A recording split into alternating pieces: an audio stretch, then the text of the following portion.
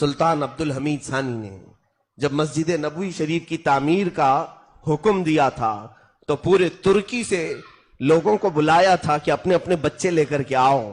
جو بھی بچے پیدا ہوئے 1 دن کے 2 دن کے وہ سب لے کر کے لوگ حاضر ہوئے. 500 بچے جمع ہوئے. بادشاہ نے وہ سارے بچوں کو لے لیا, ایڈاپٹ کر لیا. مدینے سے کچھ دور ایک بستی بسائی جو جنگل میں تھی, آس پاس کوئی شہر بھی نہیں تھا. ان بچوں کے لیے پاکیزہ دائیں رکھی گئیں جو ہمہ وقت قرآن کی تلاوت کرتی تھی, اور یہاں تک کہ وہ بچے ختم قرآن کے ساتھ پورا دودھ پیتے تھے. 2 سال کے ہوئے تو ان کی زبانوں پر سب سے پہلی زبان عربی جاری ہوئی. ان کی ماں کی کوئی زبان ہی نہیں تھی, یعنی مدر ٹنگ تھی نہیں. جو انہوں نے دایا سے سنا وہی بولنے لگ گئے, قرآن ہی بولنے لگ گئے. اور جب بچے وہ 5 سال سے 7 سال کی عمر میں ہوئے تو سارے لوگوں کو حافظ قرآن بنایا گیا, اور پھر انہیں عالم بھی بنایا گیا. ہر ایک بچے کو ہنر سکھایا گیا. کوئی معمار بنا, کوئی الیکٹریشن. ان 500 لوگوں کی تربیت میں تقریباً 25 سال گزر گئے. جب وہ جوان 25 سال کے ہوئے تو ان کو لا کر کے مسجد نبوی بنائی گئی تھی. اور ان نوجوانوں نے جو مسجد نبوی بنائی, اپنے ہاتھوں سے جو اینٹیں رکھی ہیں, 300 سال کا عرصہ گزرنے کو آ گیا. ابھی 1960 اور 1970 کی دہائی میں دوبارہ مسجد نبوی کا کنسٹرکشن ہوا ہے.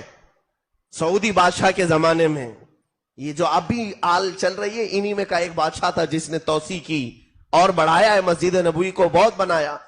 لیکن جو اصل میرے آقا صلی اللہ علیہ وسلم کا حجرہ ہے, جہاں روضہ ہے اور جہاں پہلی 4 صفیں لگتی ہیں, یا ریاض الجنہ ہے, اس جگہ کو شہید کر کے نیا بنانا تھا, نیا پروجیکٹ تھا.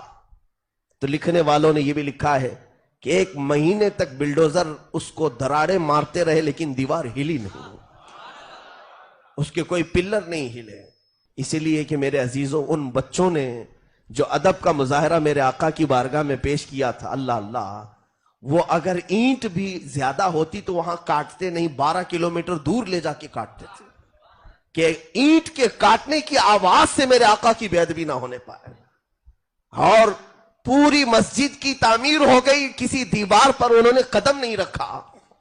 ایک لکڑا اس طرح سے زمین پر گاڑتے تھے, اس لکڑے پر ایک پٹا باندھتے اور اپنی کمر میں ایک پٹا باندھتے اور لٹک کر کے مسجد نبوی کی دیواریں بڑھایا کرتے تھے. پیر نہیں رکھا. اور اس کام کی برکت یہ ہے کہ آج تک وہ دیواریں ویسی کی ویسی ہیں, میرے آقا نے اسے ویسی قبول کیا ہے. ساری چیزیں نہیں ہو گئیں, لیکن مسجد نبوی کا وہ حصہ آج بھی وہی ہے جو ترکیوں نے بنایا تھا. حضور کا حجرہ وہی ہے, میرے آقا کی جالیاں وہی ہیں, جالیوں کا ایک لوہا بھی بدلا نہیں.